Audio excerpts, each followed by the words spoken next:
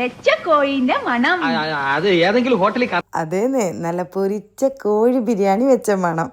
ഇന്ന് നമുക്ക് നല്ലൊരു ഫ്രൈഡ് ചിക്കൻ ബിരിയാണി വെച്ചാലോ? നല്ല ടേസ്റ്റാണ് കേട്ടോ. ഇത് കാണുമ്പോൾ തന്നെ നിങ്ങൾക്ക് അറിയാമല്ലോ ഇതിൻ്റെ ടേസ്റ്റ്. അപ്പം കല്യാണ വീട്ടിലൊക്കെ കിട്ടത്തില്ലേ, അതിലും ടേസ്റ്റിൽ ഒരു പൊരിച്ച കോഴി ബിരിയാണി അങ്ങ് ഉണ്ടാക്കാം. അപ്പോൾ അതിനായിട്ട് ഞാനിവിടെ ആദ്യം തന്നെ ചിക്കൻ ഒന്ന് മാരിനേറ്റ് ചെയ്ത് വെക്കുകയാണ് കേട്ടോ. അപ്പോൾ ചിക്കൻ ആവശ്യത്തിന് എടുക്കാം. അതിലേക്ക് മുളക് പൊടി, മഞ്ഞൾപ്പൊടി, ഗരം മസാല, കുരുമുളക് പൊടി, ആവശ്യത്തിന് ഉപ്പിട്ട് കൊടുക്കാം. ഇഞ്ചി വെളുത്തുള്ളി നന്നായിട്ട് ചതച്ചെടുത്ത് അതിട്ട് കൊടുക്കാം.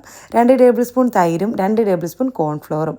എന്നിട്ട് കൈകൊണ്ട് നന്നായിട്ട് അങ്ങ് കുഴച്ചിട്ട് 1-2 മണിക്കൂർ അങ്ങ് റെസ്റ്റ് ചെയ്യാൻ വെക്കുന്നേ, സമയം പോലെ വയ്ക്കുക. ഇനി നമ്മൾ ചിക്കൻ പൊരിക്കാൻ എടുക്കുന്നതിന് തൊട്ട് മുമ്പ് തന്നെ അരി ഒന്ന് വെള്ളത്തിലിട്ട് വയ്ക്കണം. ഒരു അരമണിക്കൂറെങ്കിലും ഒന്ന് സോക്ക് ചെയ്ത് കിട്ടണം. ഞാനിവിടെ ബസ്മതി റൈസ് എടുത്തേക്കുന്നത്.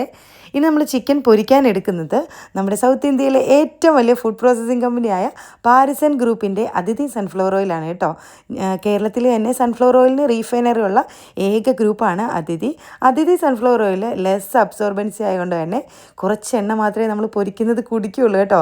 അതുപോലെ തന്നെ 0 ഫാറ്റും 0 കൊളസ്ട്രോളും വിറ്റമിൻ എയും ഇയും ഒക്കെ ഉള്ളതുകൊണ്ട് തന്നെ ഒരു ഹെൽത്തി ഓപ്ഷനാണ് കേട്ടോ ഈ ഒരു സൺഫ്ലവർ ഓയിൽ. അങ്ങനെ ആദ്യം നമ്മൾ എണ്ണയിലെ ചിക്കനൊക്കെ പൊരിച്ചു കോരി മാറ്റി വെച്ചിട്ടുണ്ട്. ആ എണ്ണയിലേക്ക് തന്നെ 2-3 ബാച്ചായിട്ട് സവോള കനം കുറച്ചരിഞ്ഞിട്ട് ഒന്ന് പൊരിച്ച് മാറ്റി വെക്കണേ. ഇനിയിപ്പം നമുക്ക് കുറച്ച് കാഷ്നട്ടും റൈസിൻസും ഒന്ന് വറുത്ത് കോരി മാറ്റി വയ്ക്കാം. അതിൻ്റെ ഇടയ്ക്ക് ഞാൻ കുറച്ച് പച്ചമുളകും ഇഞ്ചിയും വെളുത്തുള്ളിയൊക്കെ ചതച്ച് വെച്ചിട്ടുണ്ടായിരുന്നു. ഇനി നമുക്ക് മസാല തയ്യാറാക്കാം. അതിനായിട്ടൊരു പാനിലേക്ക് നമ്മൾ ആ ഒരു സൺഫ്ലവർ ഓയിലിൻ്റെ ബാക്കി കുറച്ച് പൊരിച്ചതിൻ്റെ കുറച്ച് ഒഴിച്ച് കൊടുക്കണം. അല്ലെങ്കിൽ കുറച്ച് സ്പൈസസ് എല്ലാം ഇട്ട് കൊടുത്തിട്ട് ചതച്ച് വെച്ചതിട്ട് കൊടുത്തിട്ടുണ്ട്. കുറച്ച് കറിവേപ്പില ഇട്ട് നമ്മൾ ഒരു വലിയ സവോള ഒന്ന് കനം കുറച്ചരിഞ്ഞ് ഇട്ട് കൊടുത്തു. ആവശ്യത്തിന് ഉപ്പിടിട്ട് നന്നായിട്ട് മിക്സ് ചെയ്ത് അടച്ച് വെച്ച് വഴറ്റിയെടുക്കാവേ. അത് വാടി വരുന്ന സമയം കൊണ്ട് നമുക്കിവിടെ ചോറുകൂടെ വേവിച്ചെടുക്കണം. ചോറ് വേവിക്കാൻ നേരം കുറച്ച് സൺഫ്ലവർ ഓയിൽ ഒഴിച്ച് കൊടുത്താൽ ഒട്ടും ഒട്ടിപ്പിടിക്കത്തില്ല കേട്ടോ.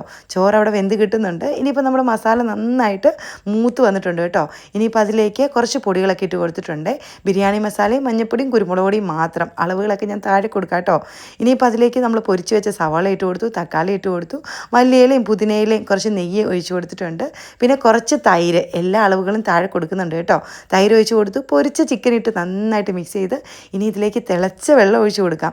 നല്ലൊരു ഗ്രേവി ആയിട്ട് കിട്ടാൻ വേണ്ടിയിട്ട് വെള്ളം ഒഴിച്ച് കൊടുത്തു. ആവശ്യത്തിന് ഉപ്പൂടി ഇട്ട് കൊടുത്ത് നന്നായിട്ട് മിക്സ് ചെയ്തു. ഇനി നമുക്ക് ദം ചെയ്തെടുക്കാം. അതിനായിട്ട് നമ്മൾ വേവിച്ച് വെച്ചിരിക്കുന്ന ചോറിട്ട് കൊടുത്തു. ഒരു കളറിനായിട്ട് പാലിലും മഞ്ഞൾപ്പൊടി കലക്കിയതാണ് ഒഴിച്ച് കൊടുത്തത്. കുറച്ചധികം തന്നെ നെയ്യ് ഒഴിച്ച് കൊടുത്തു. ഗരം മസാലയും കുരുമുളക് പൊടിയും ഒന്ന് തൂക്കി കൊടുത്തു. കുറച്ച് മല്ലിയിലയും പുതിനയിലയും കറിവേപ്പിലൊക്കെ ഇട്ട് കൊടുത്തിട്ടുണ്ട്. പൊരിച്ച് വെച്ചതൊക്കെ ഇട്ട് കൊടുത്ത് ഒരു 20 മിനിറ്റ് കുറഞ്ഞ തീയിൽ ദം ചെയ്തെടുത്താൽ മതി കേട്ടോ.